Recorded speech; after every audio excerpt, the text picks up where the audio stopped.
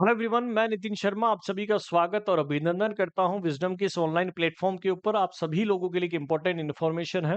नॉर्सेट 9 का जो है वो सीट अलोकेशन जो है वो आउट हो चुका है और आप सभी लोगों को कॉन्ग्रेचुलेशन ऑल विजडम की पूरी टीम की तरफ से।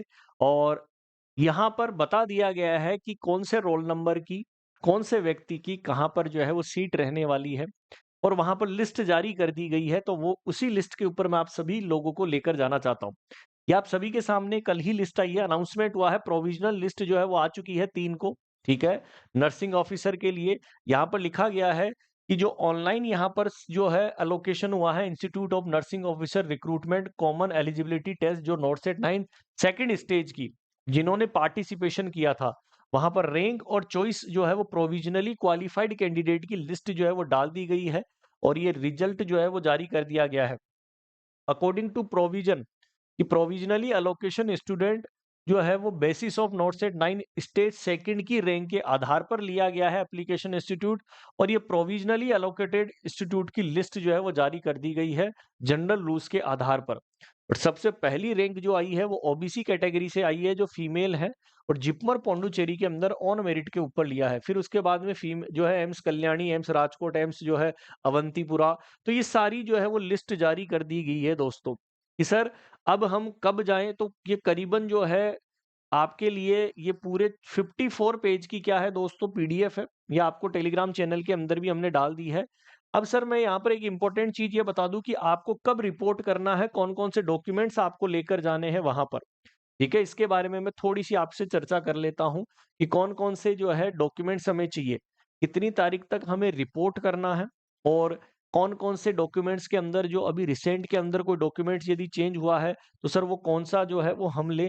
तो यहाँ पर मैं इसके बारे में जो है वो जनरली आपको बता दूं।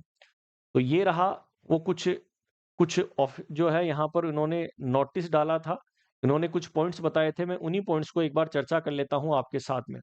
ठीक है, ये देखिएगा इंपॉर्टेंट इन्फॉर्मेशन।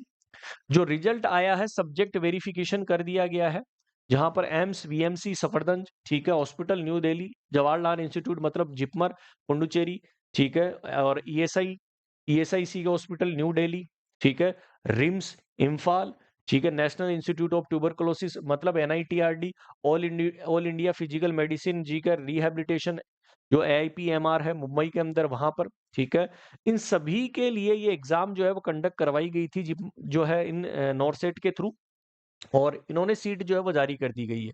बोल रहे हैं कि सर ये यहाँ पर पीडब्ल्यूबीडी कैंडिडेट है तो वो अपना जो है वो पूरा सर्टिफिकेट लेकर जाना है उनको। कोई भी अपनी फॉल्स जो है वो अपॉइंटमेंट जो है वो नहीं लेकर जाए, सही डॉक्यूमेंट्स आपको लेकर जाने।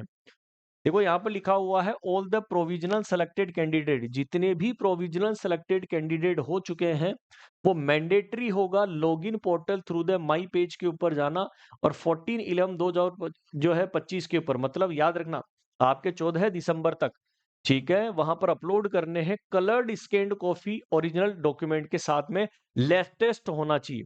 ठीक है, और यदि आप कहीं पर ऑलरेडी जॉब कर रहे हो, ठीक है, आपको कोई प्रॉब्लम है तो लैब रिपोर्ट भी आपको डालनी है उसी के साथ में। ठीक है, ये आपको याद रखना है। 14/2 यहाँ पर क्लियरली मेंशन किया गया है, स्पेसिफाइड डेट जो है 14/11/2025 शाम को 5 बजे तक आप अपलोड कर सकते हो, उसके बाद में नहीं कर सकते।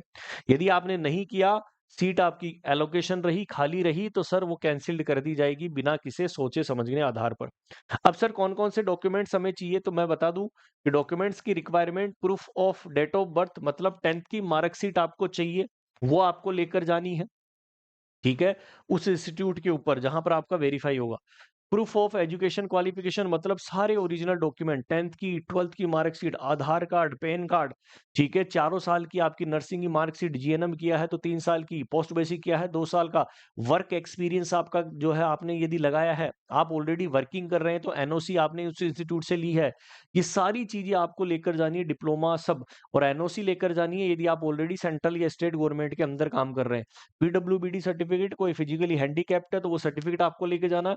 ओरिजिनल आईडी कार्ड्स आपको लेकर जाने हैं, स्टैंडर्ड डिक्लेरेशन फॉर्म लेकर जाना है और एड्रेस की कॉपी। ठीक है। कोई ओबीसी, ईडब्ल्यूएस, एससी, एसटी का यदि आपके पास जो है क्लेम करने के लिए रिजर्वेशन के लिए यदि आपके पास ऑलरेडी सर्टिफिकेट है तो वो भी आपको जो है वो लेकर जाना है। ठीक है, वैलिड कैटेगरी होना जरूरी है। यहाँ पर ये सारे क्राइटेरिया फुलफिलमेंट करनी है। ये यदि आप इनको नहीं करते हैं तो दोस्तों यहाँ पर आपको एलिजिबल नहीं करेंगे।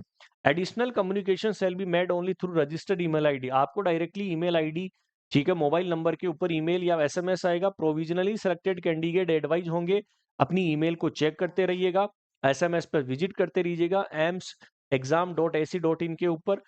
Respective institute, hospital further latest update आती रहेगी। There is no any further round of allocation waiting list. यहाँ पर कोई नेक्स्ट राउंड नहीं होने वाला है वेटिंग लिस्ट का। ठीक है, तो ये यहाँ पर सीधी क्लियरली लाइन मेंशन कर दी है।